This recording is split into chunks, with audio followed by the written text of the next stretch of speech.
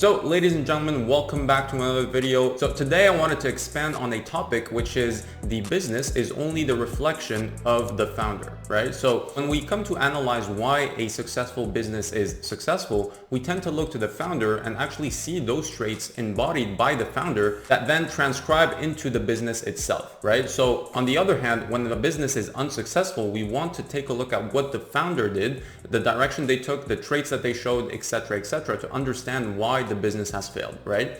So what I tend to see when it comes to unsuccessful e-commerce brands is traits that the founders embody that makes it impossible for the brand and the business to scale effortlessly, right? Whereas on the contrary, a successful e-commerce brand is just a reflection of how successful the founder was at execution and being a good founder. Right? So let's start with the unsuccessful founder. The first trait that I see in so many direct-to-consumer e-commerce founders that can't seem to break through the 10K mark, 50K mark, 100K mark is really being emotionally attached to your current level of success, right? So whatever that level is for you, if you just hit your 5K per month, or you're generating 10K per month consistently, or you're generating, $500,000 a year, whatever level of success that you have, need to be detached from it emotionally, right? And I see so many founders get so emotionally attached to their current level of success that it prevents them from getting to the next level and breaking through and seeing a breakthrough within their business, right? The second trait that I see unsuccessful e-commerce brands, embody is that they are perpetually chasing the next hack on the market. Right? Which means yesterday was Facebook ads, today it's TikTok and UGC, tomorrow it's whatever new hack comes up in the market. They have no consistency and no clear direction as to how to profitably scale their business. And so they're endlessly biting their own tail and chasing success without building core infrastructure and being really short-term focused, right? Which brings me to my next point, which is unsuccessful e-commerce owners are addicted to fast feedback loops. They cannot see past a few weeks or a few months in terms of implementation. They want fast results and they're addicted to hacks that kind of promise them, fast results. And you can see that by the amount of freelancers or service providers or softwares or whatever service they subscribe to. It's because they're always chasing the next thing that will kind of make them a millionaire next Tuesday, right? So being addicted to fast results, being addicted to fast feedback loops, and being addicted to hacks versus principles is what's going to guarantee that you don't succeed with your brand and get past 10K, 20K, 50K, even 100K per month with your business.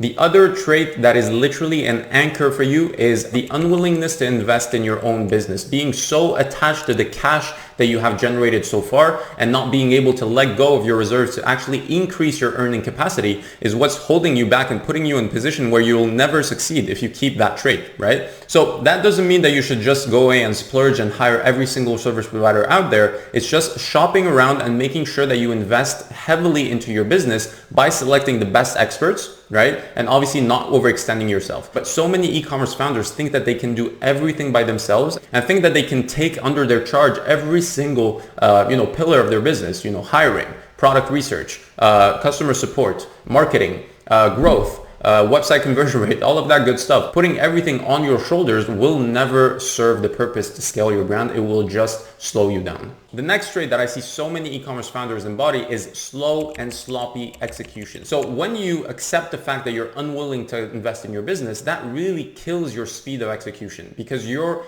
basically putting everything on your shoulder, like I just said a few minutes ago, and you're not able to move as fast as if you had a team or a leverage point. What we call a team or a leverage point is how can you leverage other people's time to kind of fast track your growth and put yourself in a position where you're leapfrogging from where you're currently at to where you want to be just because you're leveraging other people's time, expertise, and other key aspects of building a team, right? So when you take everything under your charge, it's because you're afraid to invest in your business and you don't understand that speed is the key to fast success, right? Speed and execution, because whether you're talking about advertising or just business execution, speed is the most important factor. In advertising, you want to be testing as much as possible, and that really accelerates the rate at which you will discover the winning ads versus the losing ads. Similarly in business, if you don't move with speed, you will never have the fast feedback loop that you're looking for, which is, am I doing the correct steps in the right sequence, or am I just wasting my time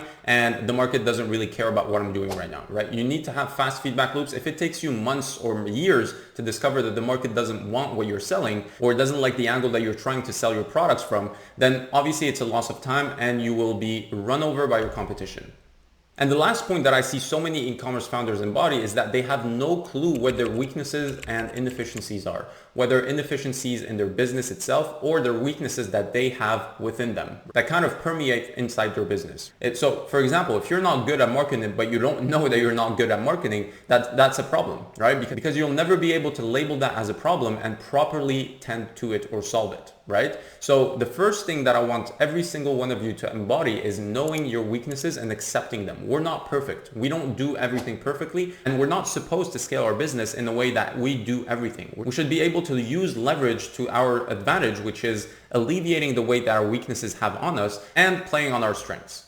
So these are the traits of an unsuccessful e-commerce founder. Now, on the other hand, you have successful e-commerce founders, and the traits they embody are super simple because they rely on timeless principles. The first one is that successful people understand that current success undermines or kills your future success. Whatever level of comfort and success you have right now is actually what is preventing you from getting to the next level, which means that you need to get rid of whatever current success you have to really accelerate the rate at which you go to the next level, right? The second trait is that successful business owners, successful e-commerce owners really focus on building infrastructure instead of chasing hacks. So for example, if you're a 10K per month brand and you're generating 100K per year and you want to get to the $1 million mark, whatever took you to 10K per month will never be the solution that will take you to 100K per month, right? And that is a key paradigm to understand because it prompts you to ask what type of business or what type of infrastructure am I supposed to build to generate that type of income, right? And that's a totally different conversation rather than just chasing the next hack on the market and consuming unlimited YouTube videos just to get that dopamine hit.